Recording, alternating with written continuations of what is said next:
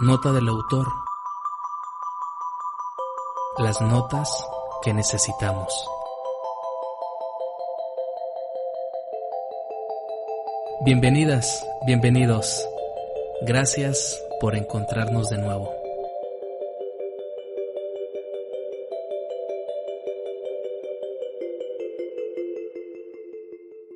¿Cómo están mis amigos y amigas de Nota del Autor? Qué gusto poderles saludar en esta mañana, en esta tarde o en esta noche. Porque bueno, no sabemos a qué hora usted tenga los audífonos puestos o esté escuchando nuestro contenido. Les saludo con mucho gusto y le mando un gran abrazo. Jaime Gómez Castañeda, fundador de Nota del Autor. Como ya se dio cuenta, el título de este episodio número 71 dice Bioética y se trata de compartirle una conferencia dictada por mi paisano doctor en neurociencias Rodrigo Ramos Zúñiga. Voy a omitir en esta presentación del material su trayectoria, ya que la vamos a escuchar en la siguiente presentación. Bueno, les comparto brevemente el contexto de esta presentación. Fíjense que el Sindicato Nacional de Trabajadores de la Salud, sección 28, Jalisco, me invitó a participar con dos conferencias el lunes 27 de septiembre y el 29 de septiembre de 2021. Bueno, presenté mi información, la pasé muy a gusto, la pasé muy divertido y compartí el conocimiento. Pero en esta estadía en Puerto Vallarta, allá fue donde se realizó este evento, me encontré con el doctor Rodrigo Ramos Zúñiga. Yo lo había escuchado por Radio Universidad y pues me parece una persona sumamente preparada, es un científico y del cual tenemos que estar orgullosos no solamente en Autlán de Navarro, Jalisco, sino también en el país, por sus grandes aportes a la ciencia. Bueno, pues después de escuchar su conferencia, tomé algunos apuntes. Se me hizo de gran trascendencia el tema de la bioética como un tema necesario que tiene que llegar a todos los lugares relacionados con la salud. Vamos a escuchar más adelante lo que nos dice el doctor acerca de esto, la bioética y una cultura que empieza a emerger con este concepto. Está sumamente interesante. El podcast pues dura un poquito más de una hora, pero le aseguro que cada segundo vale la pena. El doctor Rodrigo Ramos Zúñiga, al finalizar su ponencia, salió del auditorio y pues ¿qué creen? No perdí la oportunidad de interceptarlo e intercambiar ahí algunos comentarios. Es una persona bastante amable, sencilla, con la intención de compartir el conocimiento a cualquier persona, con una calidad humana increíble. Lo van a escuchar en esta conferencia y se van a dar cuenta que es pues totalmente cierto. Muy bien, pues sin más les dejo con esta ponencia. Espero que les haga reflexionar sobre esta propuesta que yo creo que dentro de poco va a ser una gran realidad en nuestro país y va a tener un impacto en beneficio del personal de la salud y desde luego de los pacientes o de los usuarios que en algún momento dado pues requerimos atención en lo que respecta a nuestra salud. Les dejo y les invito a continuar con Nota del Autor visitando nuestro blog notadelautor.com. Sígase cuidando, por favor, aún seguimos en pandemia.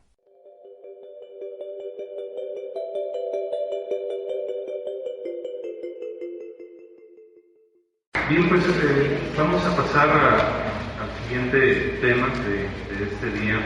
Es un tema de una aplicación transversal, aplica para cualquiera de las especialidades o de las actividades que como personal de salud realizamos, y se trata de la presentación de bioética que va a ser el doctor Rodrigo Ramos Zúñiga.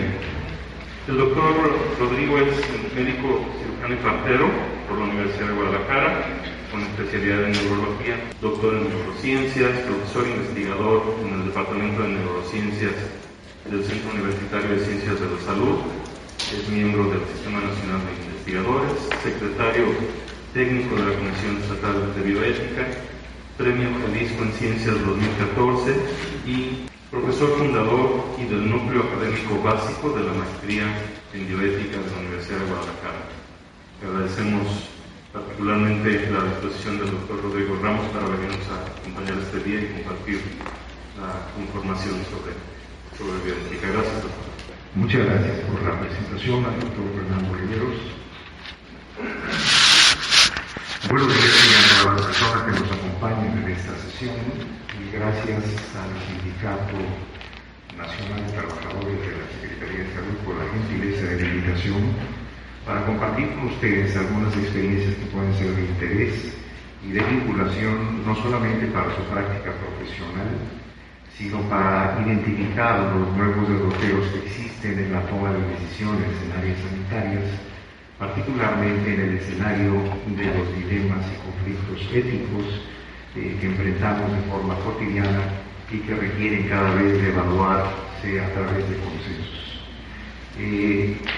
Iniciaremos en 3 segmentos, si el tiempo nos permite, en esta sesión. El primero de ellos es el origen de la conducta ética como tal, que es una de las consideraciones que permiten plantear o replantear los paradigmas para entender las condiciones de donde surge el comportamiento moral. ¿Pudiera darle cambio? No me necesita la señal. Lo que hoy en día denominamos emociones morales complejas está relacionada con actividades cognitivas y desde el punto de vista del desarrollo evolutivo del individuo.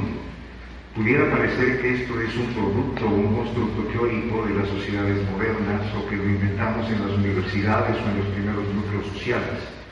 Pero en esta primera parte veremos que existen componentes inherentes a la filogenia y al propio desarrollo evolutivo, en donde existen elementos neurobiológicos que nos hacen proclives no solamente a vivir en una sociedad, sino a identificar cuáles son los parámetros que nos permiten pensar en nosotros.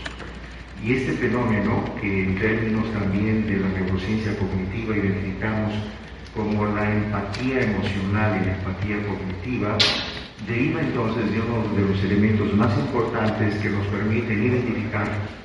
Bueno, retomamos. En los próximos minutos veremos algunos elementos inherentes a la emoción y la cognición, cuáles son algunos de los sustratos de las redes neuronales involucradas en la conducta ética y las implicaciones que esto tiene para la bioética. Este tema lo veremos de forma muy reducida porque es la introducción al tema subsecuente y ha sido la aclaración que esta presentación no representa conflicto de interés de ninguna forma.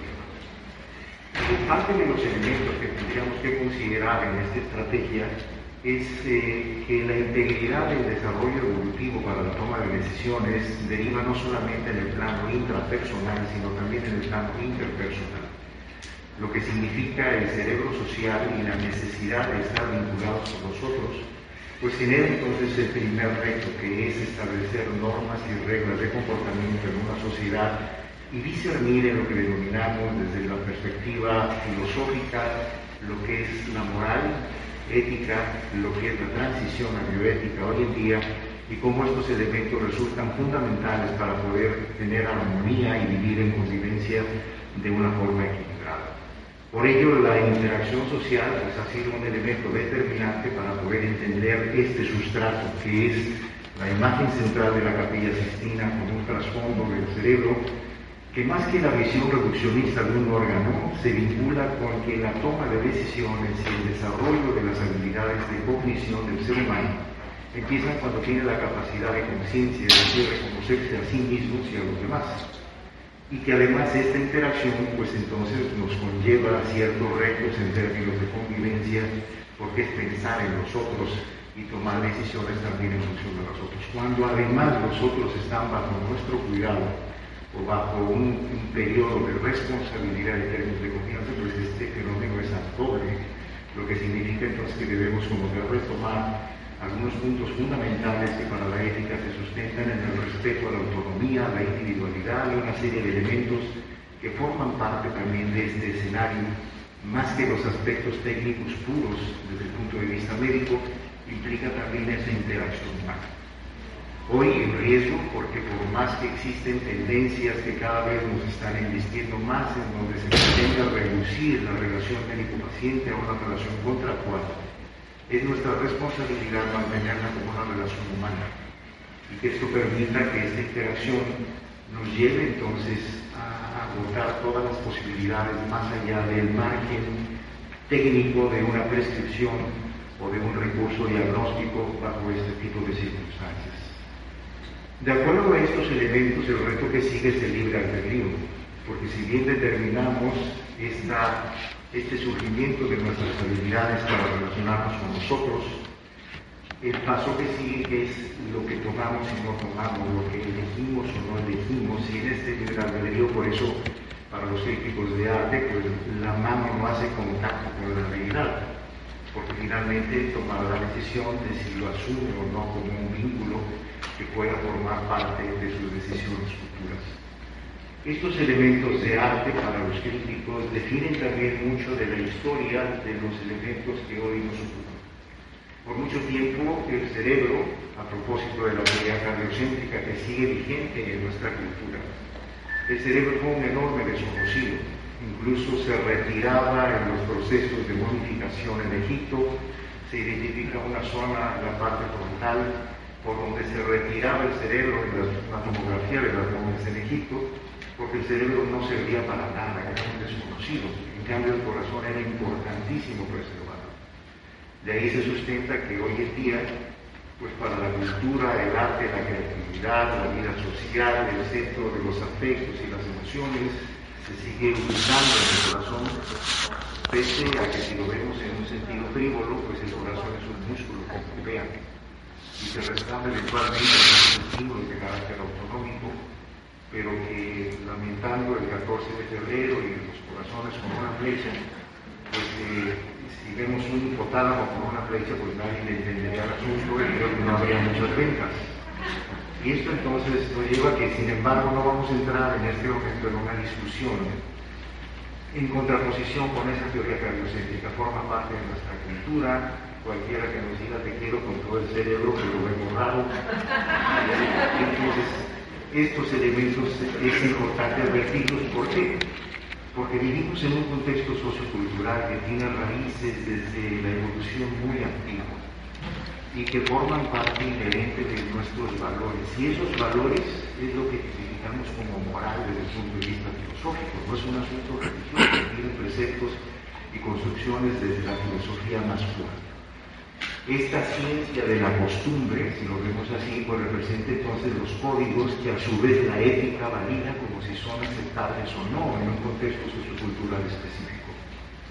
Por ello, es importante advertir que todos estos elementos de la evolución, cómo avanzamos en el lóbulo frontal, que eso es cerebelo, tenemos 6 capas corticales que nos permiten tener dominios cognitivos de diferente índole, y que el objeto es justamente ir avanzando en cada uno de estos elementos que nos permiten mejorar nuestra capacidad de socialización.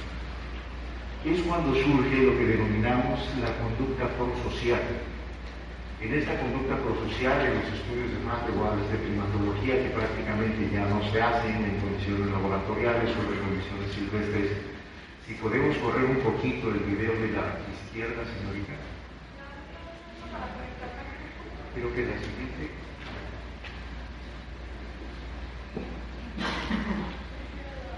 Esa, muy bien.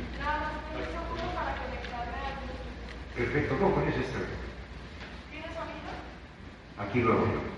Todos somos primates. De tal forma que en este estudio de los chimpancés, fíjense, es de 1937, y ya nos establece el valor de la cooperación. Cuando tienen hambre, los dos primates traccionan la cuerda, cooperan y hacen un trabajo conjunto para mejorar su vida social, para obtener resultados mutuos de beneficio. Pero ¿qué es lo que pasa cuando a uno de estos animales, al chimpancé, se le dio de comer antes? Pues ya no tiene el mismo interés. Y el otro tiene que llamarle la atención, como cuando hacíamos tareas en grupo, que habías hecho alguna que no ponía atención, se iba a dar la vuelta, y ya no coopera de la misma forma.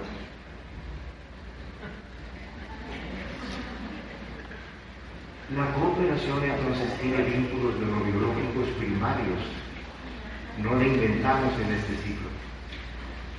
Y esto nos habla de cómo estos precedentes, veremos, representan los fundamentos neurobiológicos de la conducta ética, lo que nos hace entonces proclives a pensar y a buscar este factor de sinergia y de interacción social. Con estos elementos podemos hablar de otro, la entidad, en donde en este experimento con monos se les da un premio ante determinada tarea. Pero la diferencia ocurre en que al de la derecha le dan una uva y al de la izquierda le dan un pepino. Es la misma tarea, pero el pago no es igual.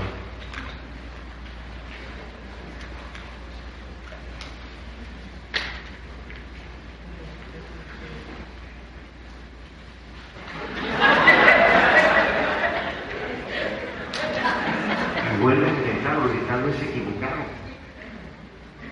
Tal vez si son honestos y si nos van a dar una uva y resulta que no. La equidad, la justicia, las diferencias en términos prosociales tienen también precedentes desde el punto de vista conductual más primario. Lo que nos habla de cómo estos elementos van refinando en su oportunidad lo que denominamos hoy en día la dimensión moral del cerebro humano.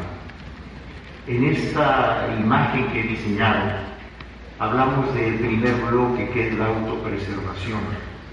La primera respuesta, la más primitiva y probablemente la más reactiva, cuando hay una circunstancia extraordinaria, particularmente de riesgo, pues es protegernos y defendernos. Pero subsecuentemente lo que sigue es la preservación de nuestra red génica primaria, que es ahí donde entran pues, nuestras familias, nuestros hijos, nuestros pueblos, etcétera, que en ese orden de importancia vamos tomando las decisiones. Luego concurre con la preservación de las redes afiliativas, que es donde entran los amigos, los que coinciden con la profesión, con los que nos identificamos, los grupos sociales con quienes nos congeniamos. Y finalmente entran los otros, entre comillas, pero los otros pues representan un mundo vasto y enorme que no por estar en esa posición tienen menos importancia. De ahí surge uno de los primeros ejemplos a partir de los cuales la neuroquímica y la neurobiología nos puede situar en lo que denominamos la maternalización cerebral, que es cuando pensamos en nosotros. Una madre gestante en el reino animal tiene una serie de cambios bioquímicos en la etapa, sobre todo en el último periodo del embarazo, en donde el aumento gradual de oxitocina, dopamina, elementos de carácter que inducen la relación afiliativa y de vinculación, hacen entonces que la madre busque un nido, procure un espacio limpio, identifica que esté lejos de depredadores, que coincida en un sitio que esté protegido ante el invierno, ante las condiciones ambientales. Es decir, es un cerebro que cambió. Ya no está pensando en su propia subsistencia, está pensando en las crías que van a llegar y está preparándose para ello. Eso ocurre de hecho en el ser humano. De tal forma que es uno de los primeros ejemplos que podemos hablar de que la maternalización cerebral es uno de los primeros vínculos conductuales para pensar en los otros.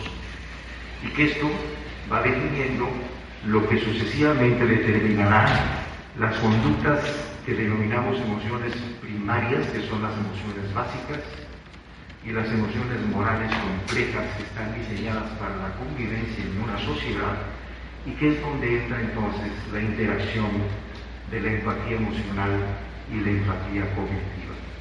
La gratitud, la cooperación, el altruismo, la solidaridad, compasión, consolación, reciprocidad, la expectativa, entendida como esperanza, la resiliencia misma, son todos elementos que forman parte de este escenario de lo que representan las emociones secundarias o las emociones morales complejas.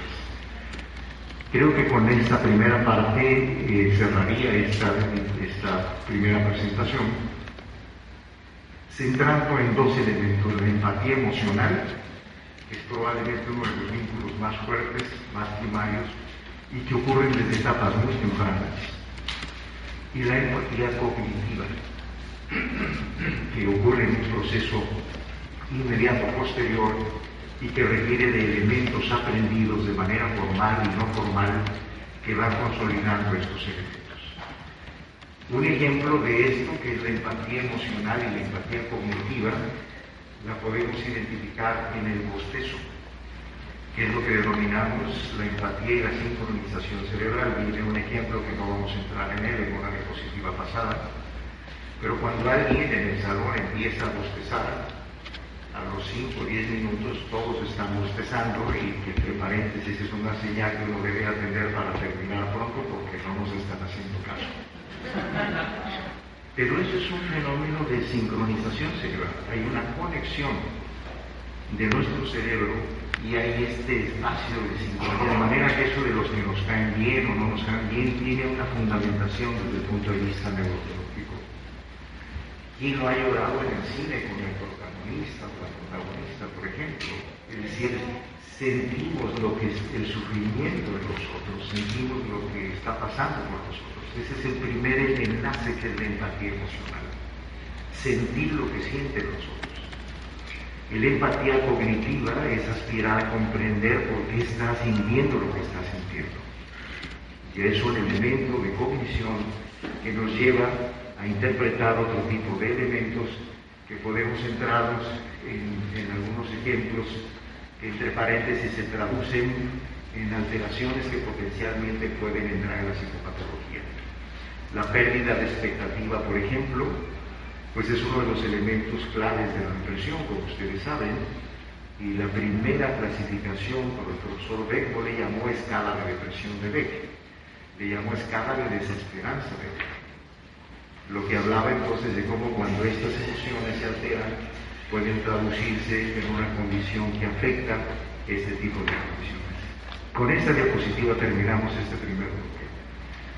La doctora Rebecca Sachs da un beso a su bebé en una resonancia funcional en el Tecnológico de Massachusetts.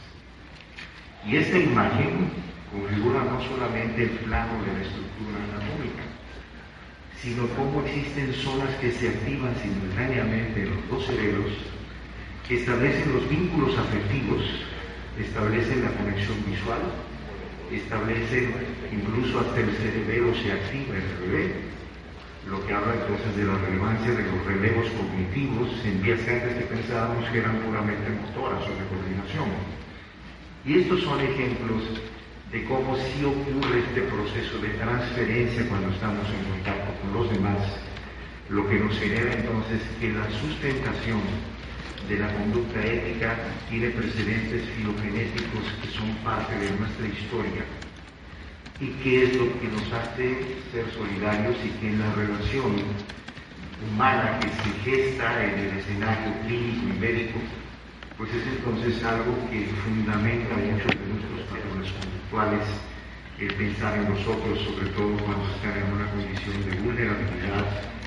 Y en estos dos escenarios, porque tenemos los que están en condiciones vulnerables y los que han sido vulnerados, de manera que esta situación nos lleva a un proceso de mayor ampliación. Si me permite hacer el cambio de presentación. Hasta aquí en esta primera parte, no sé si hay algún comentario que quieran hacer, si me permite la dinámica. Sobre las filias y las fobias moralmente aceptadas por el grupo. Está bien visto que la gente que tiene exceso pues consume excesivamente, por lo general, ¿no?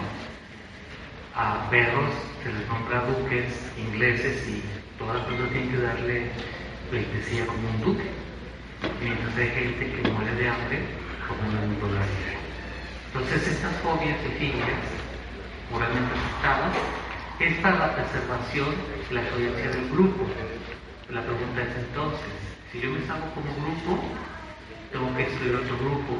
¿Hay futuro para la humanidad? El equilibrio es uno de los objetivos y de los retos más importantes en el esquema de los códigos de conducta universales. Parte de las limitaciones para generar un código de ética universal es que estamos ante una diversidad, ante un mundo heterogéneo, serie de componentes de tipo social, moral, político, económico, religioso, que es per se diverso.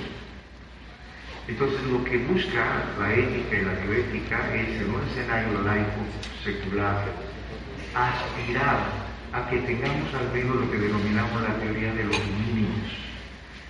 ¿Cuáles son los mínimos aceptables que de forma universal podemos asumir como válidos en la sociedad? Independientemente de sus creencias, de su credo político, de sus conductas regionales, etc., el objetivo justamente es el ¿por qué ha prevalecido la ética y la bioética como tal, como una disciplina que engloba o incluye varios de los otros elementos? Porque se ha mantenido ajena a situaciones de extremos y de tendencias fundamentalistas. Se mantiene de forma transparente en una visión universal. Ese es un primer punto clave que es el que nos podría permitir respetar las individualidades, los regionalismos y las tendencias que son respetables, cualquiera que éstas sean, pero aspirar a tener una vocación universal común. Y esto es entonces el reto de la ética y la bioética. Por ello aplica como en la educación, es decir, pensar globalmente y actuar localmente, de acuerdo a las condiciones de nuestro contexto. Y sin entrar en discusiones de que por qué en Asia actúan de una forma y ahí puede ser válido moralmente para ellos, o por qué para los musulmanes puede ser válido algo que para las otras comunidades pudiera no serlo, etcétera. No es el punto de discusión, esas son decisiones muy respetables en el contexto regional. Pero la ética nos une por su universalidad a propósito de la teoría de los mínimos básicos que respeten la integridad y los derechos fundamentales del individuo, y ojo, no solo del individuo, de las especies con las que convivimos, del medio ambiente. Veremos que la bioética surgió como la ciencia de la supervivencia. ¿Por qué? Porque aspiraba a mantener también un equilibrio y respeto con nuestros ecosistemas. No somos los que dominamos el mundo literalmente, en todo caso tenemos una mayor responsabilidad jerárquica, pero no de posición. Y esto es lo que nos lleva a buscar entonces conductas prosociales que sean las que finalmente puedan favorecer a este proceso, porque la ética es importante en las prácticas, en la práctica profesional en el área sanitaria. Seguimos con la parte de la Comisión Estatal de Bioética. En este último año hemos hecho una serie de reconstrucciones, uno para estar acordes con la normatividad, en una conexión directa con la Comisión Nacional de Bioética, que es una institución filial, que a su vez está en conexión con lo que son las instituciones de bioética en todo el mundo, y que nos han permitido establecer la operación y el funcionamiento, la reestructuración de la Comisión Estatal de Bioética, pero a partir de dos elementos que sí son normativos para nuestra práctica profesional. Uno de ellos son los comités hospitalarios de bioética en la toma de decisiones en el escenario clínico, y la otra es el comité de ética en investigación en el escenario de la generación y la gestión del conocimiento. En estos dos puntos es importante así advertir cuáles son las responsabilidades normativas que tenemos a partir de la ética, la moral y la bioética, como hemos transitado estos elementos que ya comentamos. Y la bioética, porque es pertinente en nuestros tiempos, justamente porque promueve la reflexión crítica y el análisis de los potenciales conflictos. Y justamente la idea es anticiparse de esta habilidad cognitiva de la predicción, no la de la bola de cristal, sino de la predicción de los fenómenos para poder tomar decisiones. Por ello no se trata como de fincar posturas o posturas extremistas. La bioética busca generar espacios de reflexión y de discusión crítica en construcción. Y esto es lo que indudablemente nos llevará a escenarios en donde ante algún dilema o conflicto de toma de decisiones en el campo clínico, pues está el comité de ética, consúltenlo. no es ya tomar las decisiones el individuo con todo el peso moral y eventualmente legal que representa una situación de un conflicto ético en la práctica hospitalaria. Deben existir comités de ética y reunirse de forma regular para que este tipo de conflictos puedan dirimirse y tomar la mejor decisión pensando en el individuo. Yo he insistido de forma constante en una máxima que me parece que sigue siendo vigente. Cuando en un conflicto o dilema no tengamos la certeza científica absoluta, al menos debemos de tener la certeza moral de que estamos procediendo de la forma correcta en el sentido de preservar la autonomía y los derechos del individuo en cuestión. Y esta es una situación que sigue siendo vigente en este contexto, más allá de lo que son las diferentes corrientes y constructos que existen hoy en día de la bioética. La utilitarista, la universalista, la personalista, el principialismo, que es el que más aplica para la región de Norteamérica, y que en el caso de la Comunidad Europea corresponde con lo que son los preceptos bioéticos, que son muy parecidos. Cada una de ellas finalmente coinciden o confluyen en puntos comunes. Lo que para uno representa el valor del individuo y de la corporalidad en un todo, pues representa entonces la no maleficencia, la beneficencia, y que si lo vamos viendo desde más atrás, pues representa el primero no dañar, que eso no lo inventamos ahora, tiene desde el juramento hipocrático también. El asunto es que hemos tenido que ajustar a las necesidades contemporáneas del juramento hipocrático, pero sigue teniendo como muchos de esos principios aplicados. De tal forma que, hablando del principialismo, estos elementos son los que más coinciden con nuestra cultura occidental y son los que más se ponen en práctica, aunque existen diferencias. Para algunas áreas en Latinoamérica pues utilizan otro tipo como de preceptos, no están muy de acuerdo con las teorías norteamericanas. No se trata aquí de situaciones geopolíticas, sino de evaluar en todo caso qué es lo que aplica para nuestro contexto sociocultural.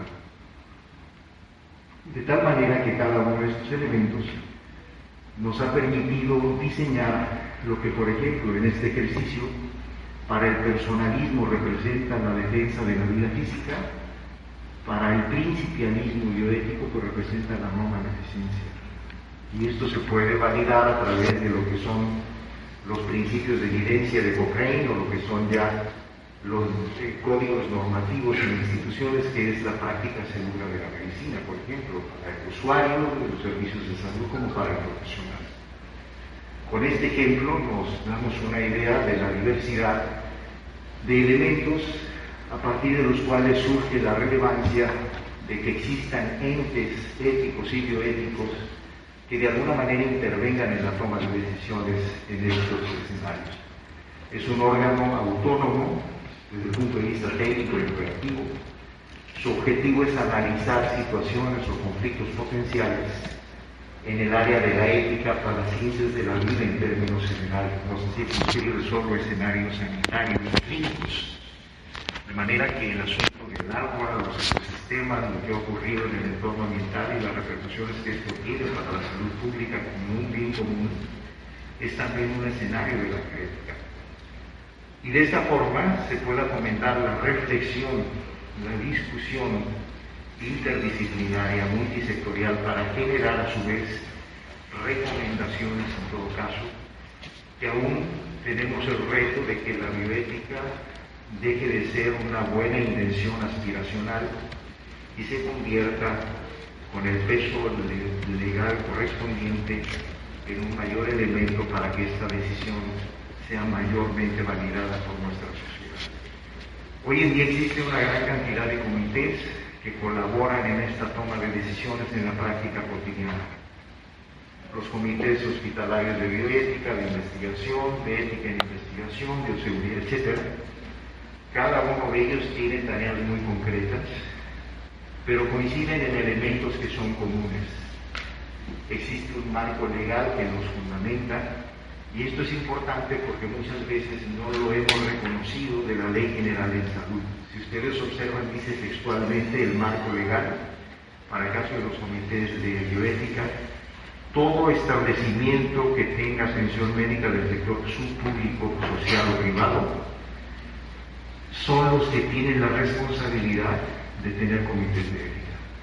De manera que cada una de nuestras instituciones tienen una normativa y una responsabilidad de operar con comités respectivos que permitan justamente que la toma de decisiones, imaginemos el escenario de la pandemia, el tomar una decisión de intubación, a quién se le asigna el ventilador, de fármacos en condiciones limitadas, es decir, muchos elementos críticos que ustedes conocen y que uno tiene que decidir en el día a día.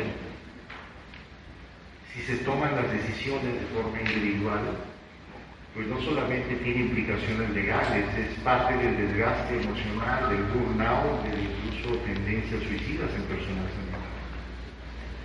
Lo que entonces habla de que existen los comités, para eso son los comités. Si hay un dilema, consulten a su comité.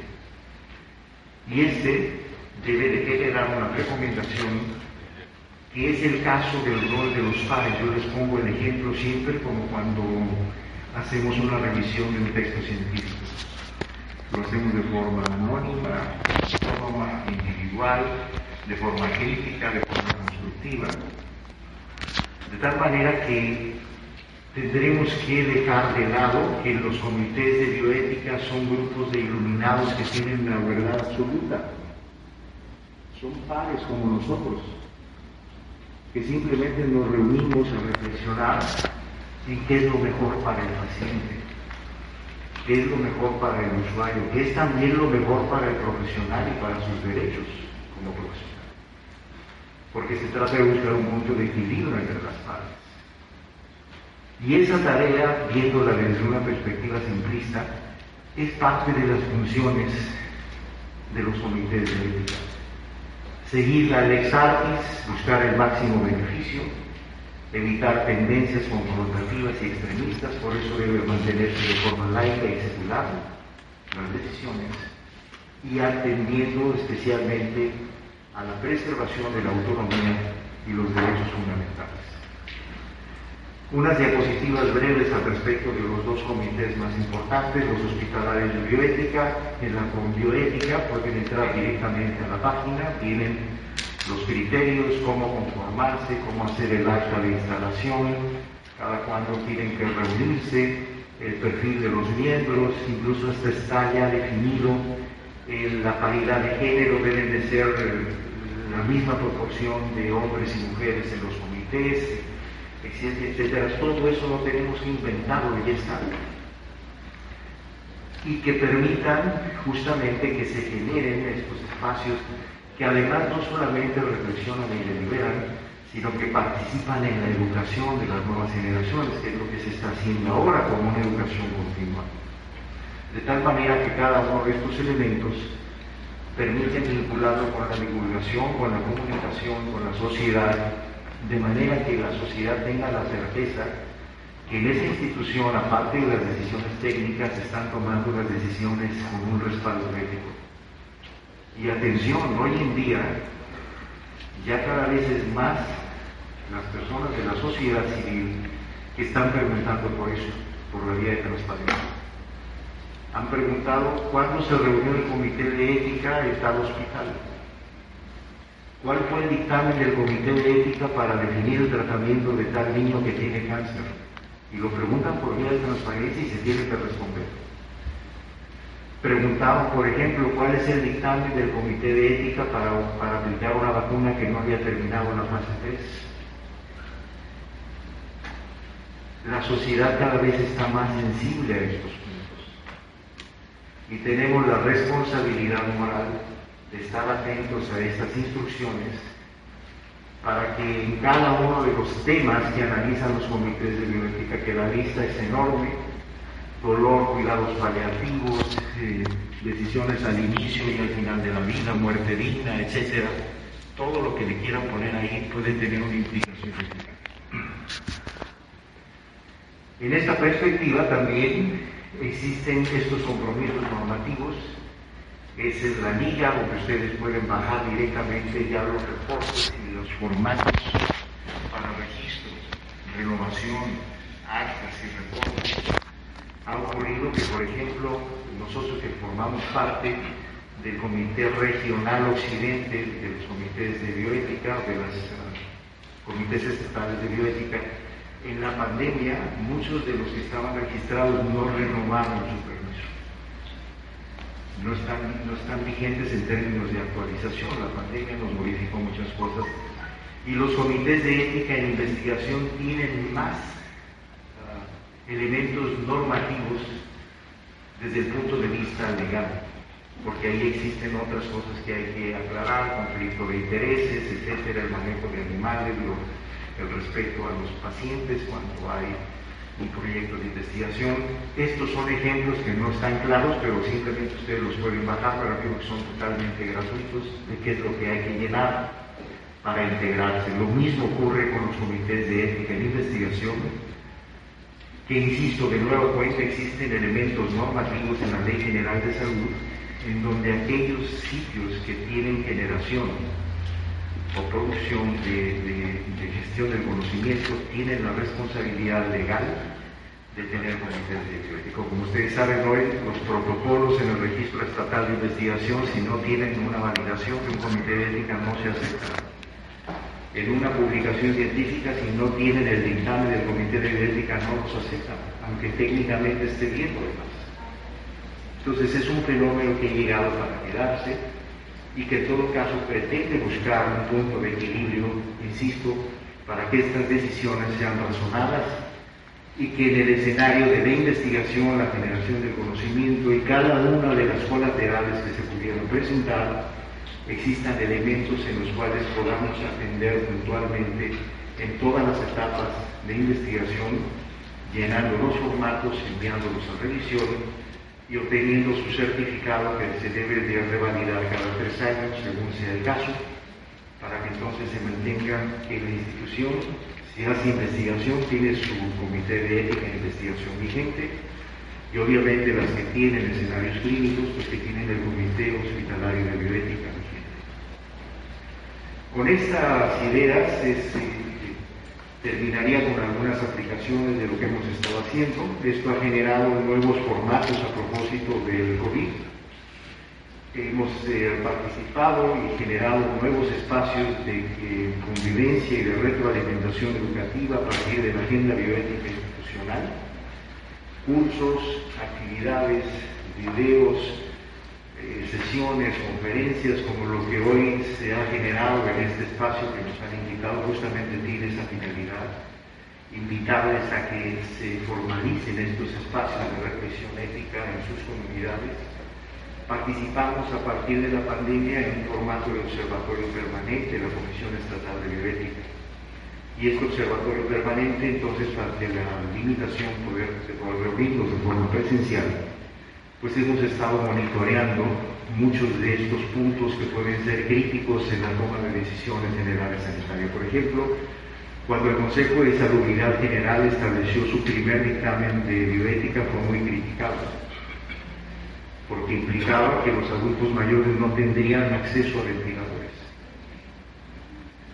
Muchos entonces hicimos un pronunciamiento al respecto y se cambió. El que es actual es modificado, ya había salido otro. Para eso son útiles los comités de ética, para preservar los derechos de las personas, en este caso en el acceso a la salud. Y que permite entonces que como esto, en conjunto con el bioderecho y otro tipo de recomendaciones, podamos también hacer aseveraciones desde el punto de vista técnico. La bioética, pues no solamente reunirse y tomar café y deliberar del problema que tenemos enfrente, sino generar propuestas técnicas acordes a la comunidad internacional. En escenarios como la pandemia, describimos las otras curvas de la pandemia, que no solo es la curva biológica y la curva que nos describen los epidemiólogos, está la curva de los no COVID, la curva de los crónicos degenerativos, la curva socioeconómica, cultural y educativa, la curva del personal sanitario, la curva del burnout y de la salud mental del personal de salud, y muchos otros elementos que normalmente son inadvertidos. que entran también en parte de las recomendaciones que hay que hacer con elegancia y con respeto técnico para que puedan ser tomadas en cuenta. La pertinencia ética en las alertas sanitarias, todos estos surgidos a partir de la pandemia. La perspectiva social de la protección al personal sanitario no solo es el cubrebocas y la careta y el vestido, son sus derechos sociales, el traslado, el derecho a no ser agredidos en la calle porque portan el uniforme, el que se abriera un espacio especial en la Procuraduría, en la Fiscalía, para atender delitos de agresiones específicos para el personal sanitario en este tipo de escenarios. Hay muchas determinantes sociales en salud, como también se ha postulado las determinantes morales en salud que tienen que ver con esto. En este año terminamos el libro La cultura bioética para la sociedad contemporánea, que estará en el escenario de la FIL, aspirando a que la toma de decisiones en la sociedad, hay que involucrar a la sociedad y que tengan la certeza de que la toma de decisiones está en función a la ética. Y estos son los eventos que tenemos en puerta. El viernes empezamos un curso interdisciplinario que es los viernes y terminamos el primer viernes de enero. Pueden registrarse en la página de Facebook de la Comisión Estatal de Bioética, están los datos y los datos de Twitter que les pasaré al final. Y en el marco del Día Mundial de la Bioética tendremos un conversatorio con dos conferencias: la bioética en los cuidados paliativos, con un estudio metodológicamente muy sólido que realizamos en el área metropolitana y cómo percibe la ética y la bioética los cuidados paliativos en el país. Y la objeción de conciencia a propósito no solamente de los dictámenes, de los procesos de judicialización de las decisiones médicas, que viene una tendencia en ese sentido, y estar atentos entonces a los límites y alcances de la objeción de conciencia mental. Este es el código de ética que también ya está disponible, el código de ética de la institución. Es probable que ya les lleguen los trípticos a sus comunidades sanitarias, pero que igual pueden bajarlo de forma directa, que está sustentado en los principios generales de la OMS y de la OPS: integridad, responsabilidad, autonomía, imparcialidad, respeto y profesionalismo. Cada uno de ellos se desarrolla y representan entonces los códigos de ética, no de los que existían antes, que hablaban de la corrupción, la transparencia y de procesos administrativos. Este es el código de ética del personal de salud, de quienes estamos involucrados en el contacto con pacientes. Y esto entonces nos marca otra estrategia. Esta es la página de Facebook, que también pueden visitarla. Y en estas direcciones o ligas pueden consultar información científica de divulgación sobre estos puntos. ¿Tenemos? ¿Podemos pasar el video si están amables? Ya que lo tengan, le ponen pausa. Es el que está abajo.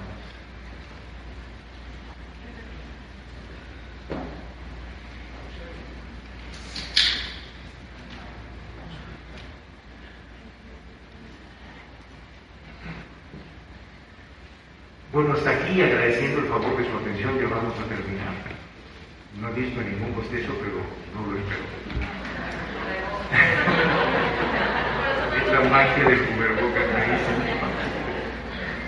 Pero quisiera compartir finalmente con ustedes un ejercicio pragmático de la ética y la bioética en nuestros escenarios. No solamente la reflexión, la discusión, el identificar dilemas o cómo podemos resolver por consensos un conflicto. A propósito de la empatía y la sincronización cerebral, con nuestros alumnos en pregrado y en el posgrado, en la materia de bioética también, en la universidad, diseñamos un exoesqueleto que es como un simulador, y se vincula con la transición demográfica que nos está llevando a una transición epidemiológica. Ya no somos una población de jóvenes, somos una población de adultos mayores. Y esto nos está llevando, pues entonces, a que haya más evidencia de procesos crónico-degenerativos, la vida media aumentó por muchas razones, como ustedes saben, Y parte entonces de las limitaciones y de los retos que tenemos en las sociedades, cómo tratamos a los adultos mayores que además ya tienen deterioro cognitivo y una serie de otras alteraciones. Este es un ejemplo de sensibilización y de empatía a propósito de lo que estamos hablando, y que es una forma que los profesionales, en los alumnos que se están formando, que van a tratar a usuarios de servicios de salud que veo que son mayores de edad, más que darles la clase, la diapositiva, la lectura, es que vivan de forma directa qué es lo que está pasando con el adulto mayor. Y de esa manera tener una perspectiva más clara de la empatía y de la dignidad como merecen ser tratados. Por favor.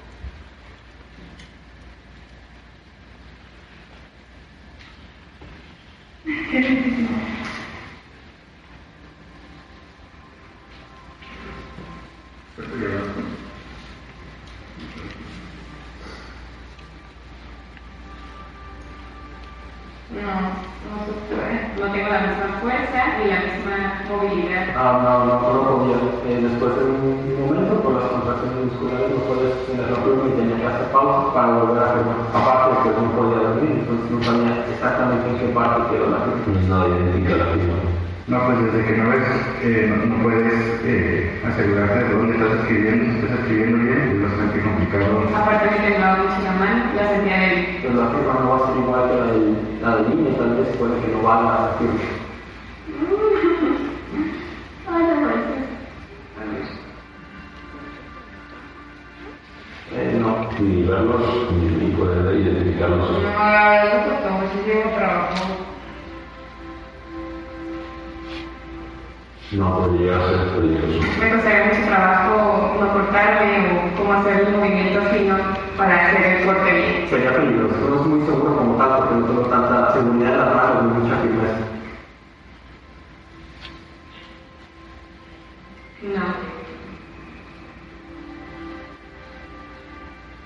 No, porque no sabría si todo un medicamento adecuado para adecuado. No, yo solo no. Para como los que podía, no. Y menos porque van casi siempre en letras chiquitas. No, algunas palabras no las distingo. Por ejemplo, ahorita te escucho, pero no completamente. O sea, algunas palabras sí, entonces puedo inferir lo que me estás diciendo, pero otras cosas no. Sí te escucho, pero no escucho como normalmente escucho. La misma pena no te he dicho que, ¿me puedes hablar más fuerte o me lo puedes repetir? No, las personas tienden a irritarse. Te estresan. Es cansado para ellos. Pues cansado y no desesperante, tanto para los que me tienen que repetir las cosas como para mí. Esta vez sería cansado, estresante. Pero igual te digo que pues sería agotador, no sería ayuda, que no puedo comer.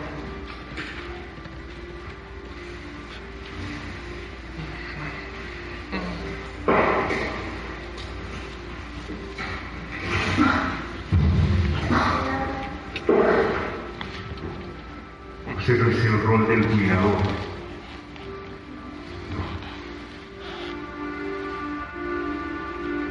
Nada.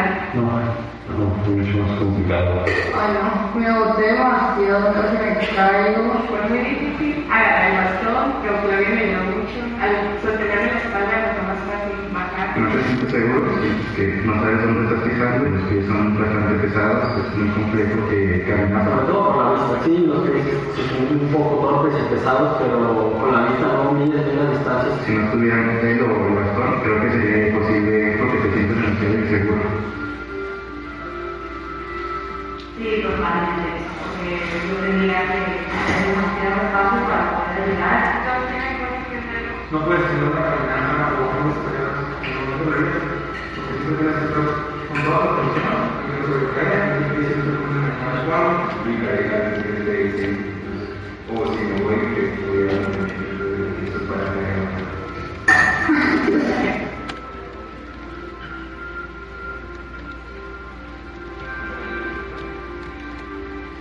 Desesperante. Sientes miedo, sientes impotencia porque te gustaría hacerlo tú sola y no hay nadie que te ayude y que ahora que esté posible para hacer tu solo. Muy difícil porque no sabía cómo colocarlo para que se lastimara y para que yo me lastimara.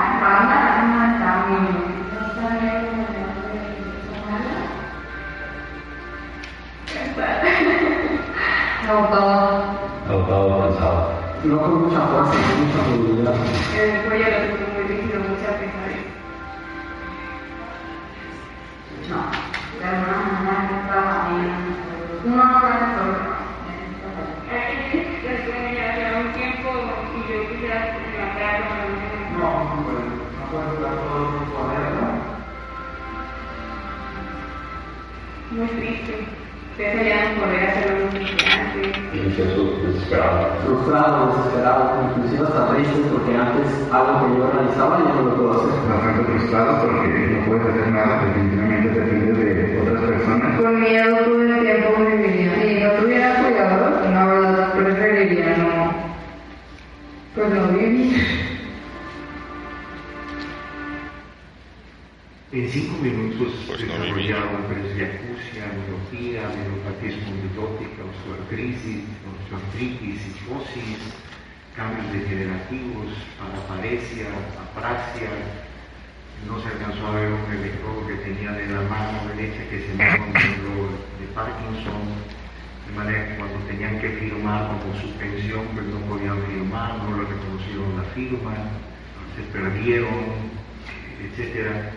Este es el escenario de la autonomía. Y cuando los estudiantes los invitamos a que porten este exoesqueleto, reconocen el valor de la empatía y la percepción sobre el término de dignidad, que es uno con lo que vamos a terminar. Para algunos en Latinoamérica, sorprendentemente han dicho que la dignidad no sirve para nada, pero finalmente en términos de la ética y la bioética, la dignidad no solamente es un ente que nos da identidad y que nos permite ser respetados como tal, es un recordatorio de respeto y es parte de lo que resultó en una investigación que estamos por publicarlo también, los resultados de cuál es la percepción de las personas antes y después de haber usado el exoesqueleto, y si además le agregamos cuando menos aplicar el Mini-Mental para evaluar su función cognitiva, pues ya tenemos también un parámetro de ejercicio al respecto. Pero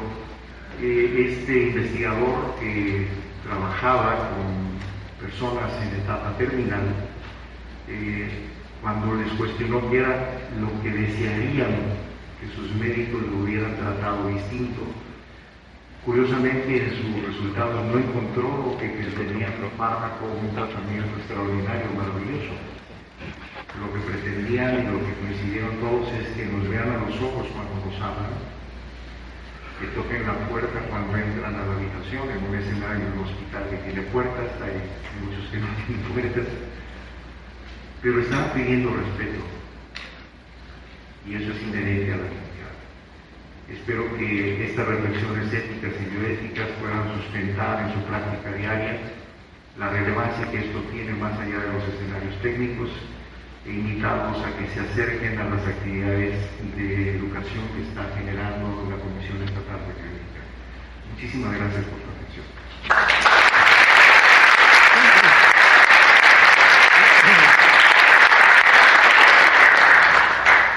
Pues muchas gracias al doctor Rodrigo Ramos. Nos dará tiempo, yo creo que solamente unas 3 preguntas. Nada más que sea una pregunta por persona, no 2 o 3 por cada persona, les sugiero, para que demos oportunidad a los demás. Bien, entonces, 3 preguntas, porque tenemos que seguir a la siguiente presentación, y empezamos con...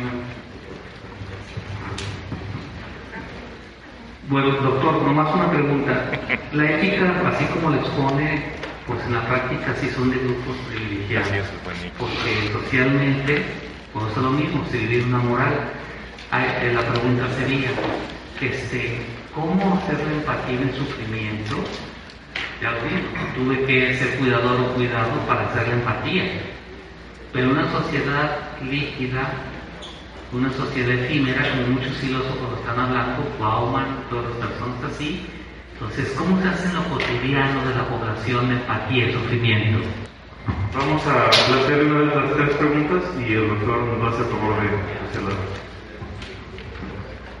Muchas gracias, doctor, por su presentación. Quisiera, con propósitos, que ahorita creo que a muchos nos está volteando a propósito de lo del aborto y la autorización otra vez de lo que es la Suprema Corte de Justicia y los magistrados, etcétera, su punto de vista, su comentario a propósito de esto, del aborto, y que una de las cosas que al parecer van a obligar al personal de salud es de que en estas instancias tengamos que nosotros también participar en la atención de las mujeres que tomamos esta decisión. Bueno, más que nada yo quisiera hablar un poquito, usted está empapado, qué hay con la objeción de conciencia y cómo se está preparando la defensa de los médicos. Yo no conozco hasta ahorita un médico que quiera perjudicar a un paciente. Hasta ahorita yo digo, vamos a quitarle el apéndice para sacarle el alma. Yo no conozco un médico que quiera someter a una mujer sana a un riesgo quirúrgico inútil para poder matar niños. Es antiético someter a una mujer sana a un procedimiento quirúrgico, anestésico, para poder hacer algo que ni al caso. Si el paciente quiere, es una cosa, pero otra cosa es que tiene un aborto incompleto, tiene un riesgo, se hace y se piensa, porque la paciente necesita. Pero el hecho de someter a una mujer sana a un riesgo quirúrgico y anestésico para matar a un niño, eso ahí, desde la escuela de medicina, yéndonos todavía más atrás, Apolo médico, yo no quiero mencionar todas las cosas que vienen en el juramento hipocrático, pero la ética, la moral y los comités de ética debiesen de defender esa objeción de conciencia. No sé qué está pasando, yo no sé cómo quedó siempre, porque está un pleito muy feo en México y usted debe estar empapado en este momento. Gracias. Iniciamos. Y de la primera pregunta, la aspiración de la ética y de la bioética es a democratizarla, hacerla genérica, que forme parte sistemática de nuestros esquemas de toma de decisiones, no solo en el escenario técnico, sino en el escenario cotidiano. ¿Y cómo atender esta diversidad o esta visión heterogénea? Pues es parte entonces de que la equidad, el respeto, la justicia, la autonomía, la beneficencia, la norma, es justamente eso, es buscar como términos de equidad en esa toma de decisiones. ¿Quiénes integran la Comisión Estatal de Bioética, por ejemplo? Representantes de las personas con discapacidad, representantes de instituciones privadas, representantes de instituciones educativas, instituciones universitarias, representantes de áreas ambientales, del desarrollo sustentable y del medio ambiente. Es decir, justamente es como para identificar en esa diversidad las sinergias más que las diferencias. Y creo que en la medida en que este grupo multidisciplinario demuestre que puede lograr acuerdos, pues es la medida en que estas recomendaciones cada vez tendrán más peso. La perspectiva es que esto deje de ser solamente aspiracional y transite a acuerdos legislativos que le den como un mayor peso jurídico, para que entonces el peso normativo de estas decisiones y recomendaciones pueda ser entonces cada vez de mayores alcances para la sociedad en general. Y por otro lado, es fundamental aquí hacer una sinergia con la sociedad. ¿Por qué? Porque se trata de que la sociedad tenga la certeza, regreso a la máxima, de que aun cuando no tengamos la certeza científica, al menos tenemos la certeza moral de que estamos procurando el bienestar de la persona, que es el punto fundamental. Tocante al siguiente planteamiento, voy a responderla probablemente de forma parcial, y lo explico por qué. Desde perspectiva de género, en términos de la decisión de la interrupción del embarazo, creo que no podemos seguir cometiendo la omisión de que las mujeres sean quienes respondan a esa pregunta. Que los foros de análisis, de discusión, de toma de decisiones estén representadas por mujeres, no por varones, a propósito de la interrupción del embarazo. En todo caso, tenemos nosotros que aprender de lo que ellas deliberen, de lo que ellas piensen, de lo que ellas nos enseñen sobre cuáles fueron las determinantes que las están llevando a tomar una decisión de esa naturaleza. Donde sí nos compete, y lo digo esto a título personal, es que en el escenario de la vocación médica y de la vocación humanista estamos a favor de la vida en todas las etapas de los ciclos de la vida, es decir, desde el inicio hasta el final. Aportaré algo sobre esta parte de los ciclos. Y que bajo esta perspectiva es importante identificar muy bien a la norma oficial mexicana 046, ver las implicaciones legales que tiene, ver que nuestra postura en todo caso no contravenga la lex artis por las implicaciones legales y jurídicas que puede generar. La objeción de conciencia sigue siendo válida. En todo caso, sí tenemos la responsabilidad de quien es objetor de conciencia, aclararlo oportunamente ante su institución, no en el momento, tiene que aclararlo con antelación. Y aquí es buscar un punto de equilibrio, por un lado, entre el derecho del profesional de la salud para ejercer su libertad de conciencia y su autonomía, pero también identificando los límites de la objeción de conciencia en el caso de una emergencia médica o en el caso de que se ponga en riesgo la salud pública como un bien común. Creo que en todo caso es más que fincar una postura radical, es estar atentos porque hay muchas cosas que no están plenamente concluidas y que el buscar este punto de equilibrio me parece que va a ser fundamental para ponderar que el equilibrio es viable entre la objeción de conciencia y la lex artis y las normas oficiales que actualmente están. Regreso al último punto porque no podemos tampoco circunscribir a que la toma de esa decisión, en todo caso, utilizaría el término aborto solamente en estas condiciones. Lo que debemos abordar es la desigualdad, la pobreza, la falta de acceso a una salud reproductiva y sexual por todas las personas, la falta de información. Es ahí en donde sí existen determinantes en salud que existe un vacío enorme y es ahí en donde sí hay un compromiso en donde se debe de trabajar de forma muy intensa. Y que en todo caso lo que la vía jurisdiccional ha definido no es tanto el tema de la interrupción legal, sino no criminalizar a quienes deciden tomar esa decisión. Porque las determinantes sociales en una persona que la llevó a tomar esa decisión son múltiples. Y que en todo caso tenemos la responsabilidad de analizar cuáles son esas decisiones y hacerlo como lo está haciendo la Comunidad Europea.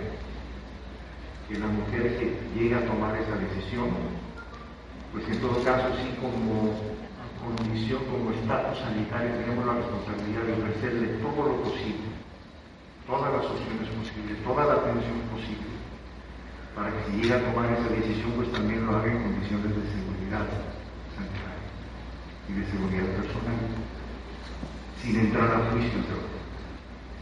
Pero la Comunidad Europea comenta que en todo caso esa decisión sea la última, no la primera de las.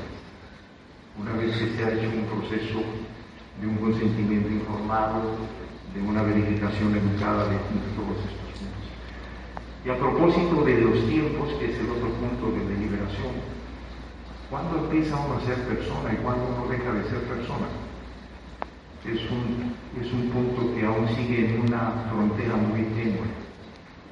Una persona con demencia en un grado avanzado de Alzheimer lleva un proceso de despersonalización y de extinción de su personalidad. La familia dice que ya no es mi abuelita o ya no es mi papá, pero no deja de ser persona. Y cuando empezamos a ser personas, es también un límite que va más allá de lo biológico o de lo jurídico. Yo cerraría ahí con la enseñanza de la narrativa literaria de don Manuel Acuña, en donde hablaba: círculo es la existencia y mal hacemos cuando al querer pedirla le asignamos la cuna y el sepulcro por excesos. Y eso aplicaría para la última pregunta.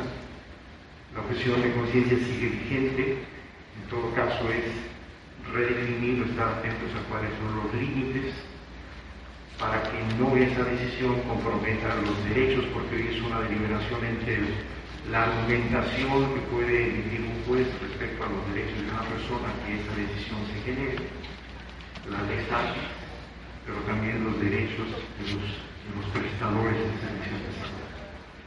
Hoy cada vez viene más esta tendencia, muchas veces me sido vital para que alguien me diera mi destino, o el caso de los amparos para decisiones médicas, en fin, ese tema de los amparos se viene como una ola, hay que estar atentos también con los expertos en la parte del bioderecho para estar como en un punto de información que nos permita tomar decisiones consecutivas. Entonces el tema sigue abierto, de hecho el tema que trataremos de sujeción de conciencia el día 19 de octubre y que también es libre el acceso. Muchísimas gracias por su atención. Muy buenas noches.